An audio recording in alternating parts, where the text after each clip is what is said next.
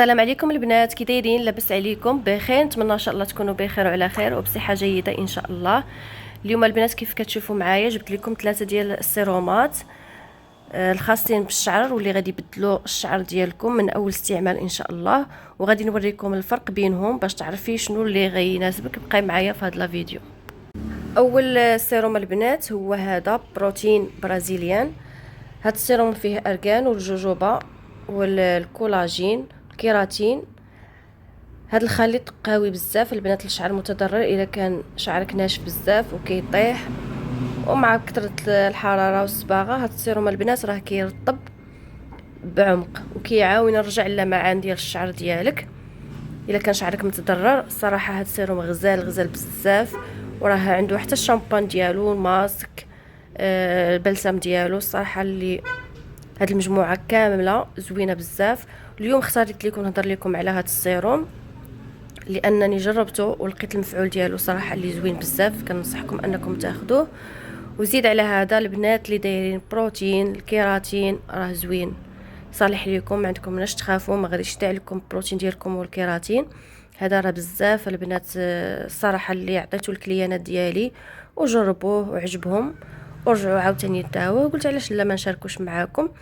زوين بزاف كيف قلت لكم، فيه الجوجوبا، فيه ارغان، فيه الكولاجين، فيه كيراتين. هاد الكاملين هاد الخليط هذا راه زوين للشعر وكيحافظ عليه، كيخلي لكم الشعر ديالكم من اول استعمال غادي يبان لك الفرق. كيخلي لك واحد اللمعه في الشعر ديالك زوينه بزاف، كيرطب لك الشعر، كيعالجو. صراحه زوين بزاف، كنصحكم انكم تاخذوه. ثاني سيروم البنات هو هذا إلسيف. هذا البنات المكونات ديالو مصايب بزيت ارغان، كيعطي واحد اللمعه للشعر ديالك غزاله، كيخلي الشعر دهني بالنسبه للبنات اللي شعرهم جاف. هذا استعمال يومي، تستعمليه يوميا، تستعمليه قبل السشوار، كيحمي لك شعرك من الحراره. زوينه البنات بزاف، كنصحكم انكم حتى هو تستعملوه. هادو بثلاثه اللي اليوم غادي نهضر لكم عليهم راهم زوينين ومعروفين. يعني صراحه إلسيف راه غني على التعريف. هذاك بروتين برازيليان حتى هو عاوتاني راه زوين، اي واحد خديتو في هادو راهم غزالين. هذا حتى هو ديال إلسيف، هذا ديال الجوجوبا البنات.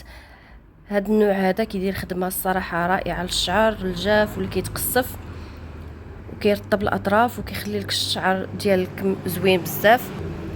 الشعر البنات اللي عندهم الشعر ديالهم انه عندهم الخلفه كتطلع، هذا راه كيرقد لك الزغبه ديال الشعر ديالك وكيخلي وكيعالجو، راه كيعالج تساقط تقصف ديال الشعر. هذا البنات راه اللي عندهم الشعر جاف بزاف، هذا ديال الجوجوبا زوين، وهذاك ديال ارغان حتى هذاك راه زوين للشعر الجاف، ولكن اللي عندهم الشعر جاف ولكن ماشي بزاف يعني عادي هذا كيصلح لكم. وهذا اللي عندهم الشعر جاف بزاف. صراحه غزال بزاف هاد السيروم بثلاثه بهم كيف قلت لكم زوينين. ودابا غادي نعطيكم الطريقه كيفاش غادي تستعملوه. الطريقه كتاخدي واحد القطيرات قليله ماشي بزاف، كديريها بين يديك وكديريهم على الاطراف وبلا ما تقربي الجذور ديال الشعر ديالك، وتقدري انك تستعمليه قبل السشوار كيف قلت لكم وبعد.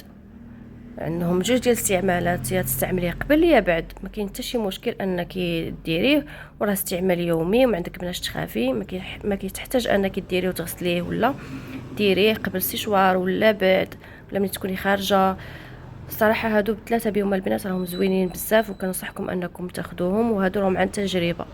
وصلنا لنهايه ديال الفيديو البنات. هاد ثلاثه الزيوت اللي جبت لكم اليوم صراحه راهم زوينين بزاف. نتمنى ان شاء الله تكملوا الفيديو من الاول حتى التالي، وما تنساونيش بالبارطاج وتفعيل الجرس باش يبقى يوصلكم كل جديد، وتبارطاجيو مع الاصحاب والاحباب ديالكم باش تعم الفائده ان شاء الله.